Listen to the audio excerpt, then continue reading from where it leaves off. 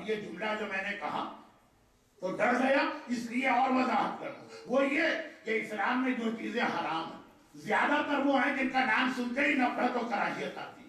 شراب حرام، سور حرام، لیکن بعض پاکیزہ چیزیں بھی حرام ہے۔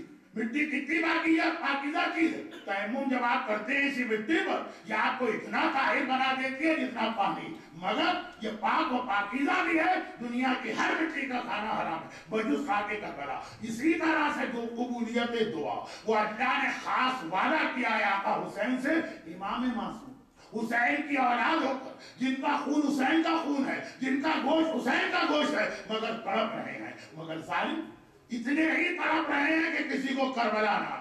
اس لیے کہ جب کوئی کربلا کا ایک ایسی طاقت کو لے کے جاتا ہے، کربلا ایک ایسی توانائی دیتی ہے، کربلا ایک ایسی روحانی طاقت دیتی ہے، کربلا جانے والا اسپریچولی اتنا پاورفل ہو کے آتا ہے کہ پھر وہ دنیا کی بڑی سے بڑی طاقت سے نہیں ڈرتا۔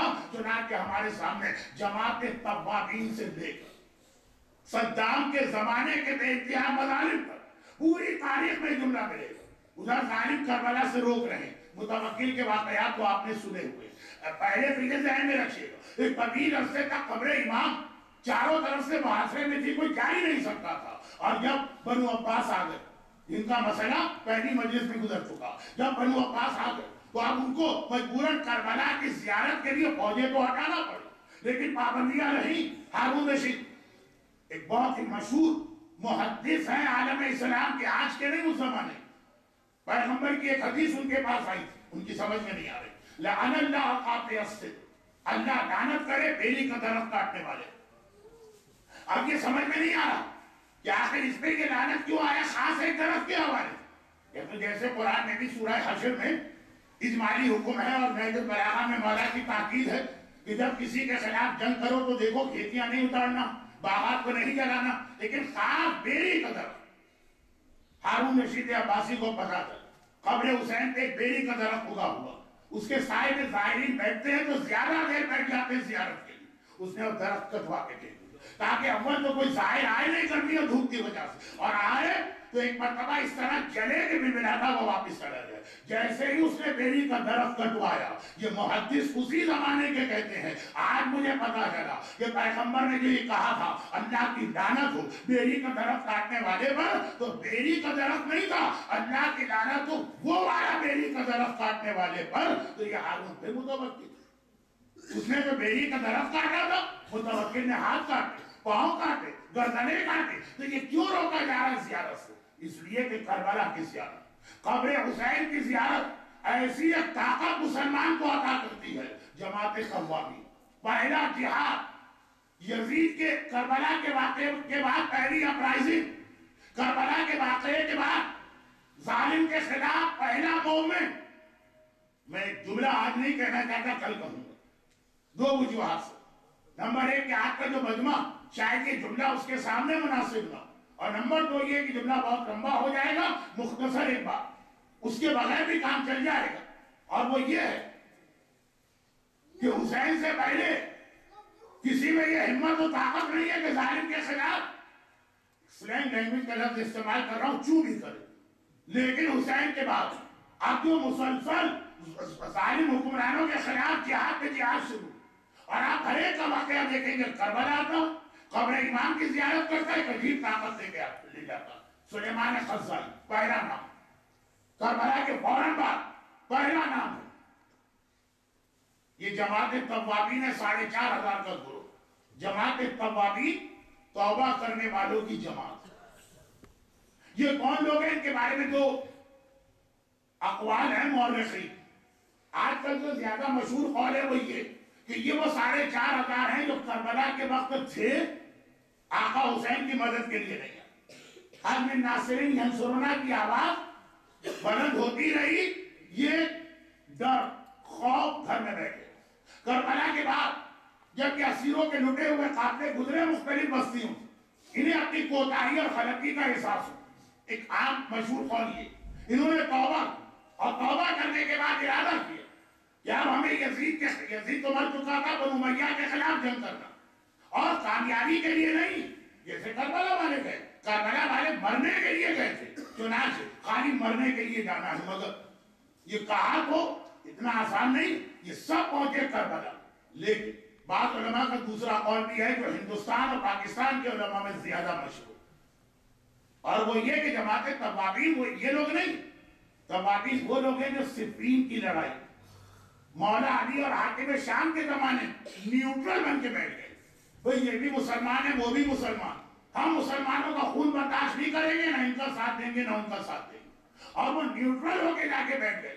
بعد میں انہیں اپنی غلطی کا احساس ہو. حق اور باطل کے معاملے میں نیوٹرل ہونا نہیں چلتا، جو بدقسمتی سے آج ہماری قوم کا مزاج بھی بن چکا. یہ بھی اپنے والے وہ بھی اپنے والے، ان سے بھی دوستی ہے ان سے بھی دوستی ہے، ان سے بھی تعلقات ہیں ان سے بھی تعلقات ہیں، ہم کیوں بول کے بلا وجہ برے بنے، ہم نیوٹرل بن جاتے ہیں. لیکن یہ اس وقت بھی غلط تھا اور آج بھی غلط. چنانچہ انہیں بعد میں اپنی غلطی کا احساس ہو. بلکہ بعض علماء نے کہا عمار یاسر کے قتل کے بعد، کیونکہ عمار کے بارے میں حدیث ہر ایک کو معلوم تھی، رسول نے کہا تھا عمار وہ ہے کہ یا عمار، عمار کیا حالت ہوگی تیری، ایک باغی گروہ تجھے قتل کرے.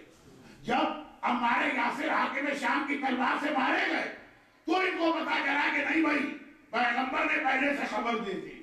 لیکن افسوس ان لوگوں کو جو عمار کی مدد سے حق کو پہچان رہے، اور علی جن کے لیے رسول نے کہا علی مال حق والحق مع علی، علی حق کے ساتھ ہے، حق علی کے ساتھ ہے. بلکہ اگلا جملہ پیغمبر نے کہا خدا بندہ حق کو وہاں پھیر دے جہاں پہ علی جا رہے، یعنی علی کو تو پھر بھی ضرورت نہیں حق کی پیروی کی، حق علی کی پیروی کر رہا ہے. اور یہ کہہ رہے ہیں کہ ابھی ہم نیوٹرل ہیں. لیکن خیر اب ایک گروہ کا کہنا یہ لوگ بہرحال جو بھی یزید کی خاندان کے خلاف پہلا اپرائزنگ کیسے ہوا، یہ سیدھے کربلا قبر حسین پہ روتے روتے گر گئے اور کہا کہ مولا اس وقت ہم آپ کا ساتھ نہ دے سکے، آج ہم جہاد کرنے جا رہے ہیں لیکن صرف اپنی جان دینے اور اپنا خون بہانا.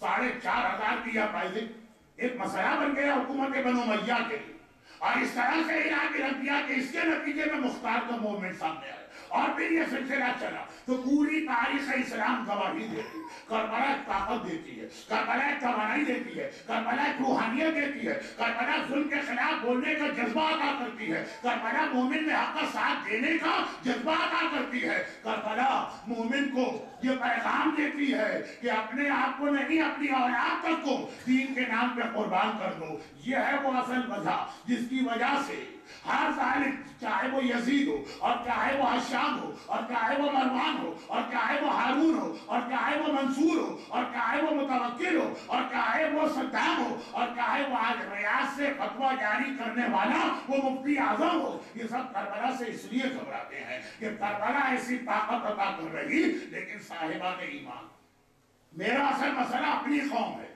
کہ جب ہماری قوم کربلا اس کثیر تعداد میں زیارت کے لیے آ رہی تو ایمان لپٹ کے رہ گیا قبر حسین سے، جب مقام کربلا سے طاقت لے کے آ رہی، کربلا سے جذبہ لے کے آ رہی. لیکن کربلا کی زیارت کا نتیجہ تو ایک سوال کا جواب اور پھر آپ کی مجلس ہے.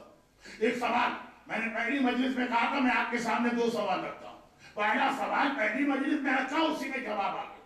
دوسرا سوال آج کی مجلس میں رکھ رہا ہوں، جواب دے چکا ہوں، سوال بعد میں کر رہا ہوں. اور وہ یہ کہ اس ماحول اور دور اسلام اگر ہم سے یہ کہے کہ خود بھی دین پر پورا عمل کرنا، مخمل میں ٹاٹ کا پیمن نہ لگانا کہ نماز اللہ کے حکم سے ہو، شادی بیاہ جو یہاں کا کلچر چل رہا، پورے اسلام پہ عمل کرنا اور خود ہی نہیں اپنی اولاد کی بھی تربیت کرنا. ایک سوال تو ہمارا بھی ہو کہ پروردگارا 500 سال پہلے پھر بھی آسان تھا، 200 سال پہلے پھر بھی آسان تھا، ارے 50 سال پہلے پھر بھی آسان تھا، تو نے حکم سے دے دیا آج کے زمانے میں اور اتنا بڑا حکم. لیکن یہ بتا کے طریقہ کیا ہوگا؟ ہر طاقت اس وقت کوئی ہمارے عقیدے پہ حملہ کر، کوئی ہمارے کردار پہ حملہ کر، کوئی ہمارے عمل پہ حملہ کر، کوئی ہمارے بچوں کو بگاڑنے کی کوشش کرے. تلوار کے ذریعے بھی ہمیں دین سے روکا جائے، ڈش اینٹینا کے ذریعے بھی یعنی کیبل ٹی وی سے، انٹرنیٹ کے ذریعے بھی ہمیں روکا جائے. بچے تو مجلس میں بیٹھتے اور ایس ایم ایس اور ایس ایم ایس اور ایس ایم ایس ان کے چل رہے ہوتے ہیں. تو خدا بندہ ایسے ماحول میں آخر کس طرح سے ہم تیرے اس حکم پہ عمل کر؟ حکم دینا تو آسان ہے، طریقہ تو بتا. فارسی کا شعر آپ حضرات سالوں سے مجھے جانتے ہیں کہ اردو شعر میں نہیں پڑھتا ممبر پہ یا نہیں پڑھ سکتا، ہمیشہ شاعروں سے جھگڑا ہی ہوتا. ہاتھ جوڑ کے کہتے ہیں مولانا ہمارا شعر نہیں پڑھا کرے تو اچھا، ایسی آپ کام توڑ دیتے ہیں تو جب اردو نہیں تو فارسی کہاں سے؟ لیکن مفہوم کہ ایک طرف یہ کہا کہ دریا میں پیر رکھو اور دوسری جانب یہ کہا پیر گیلا بھی نہ ہو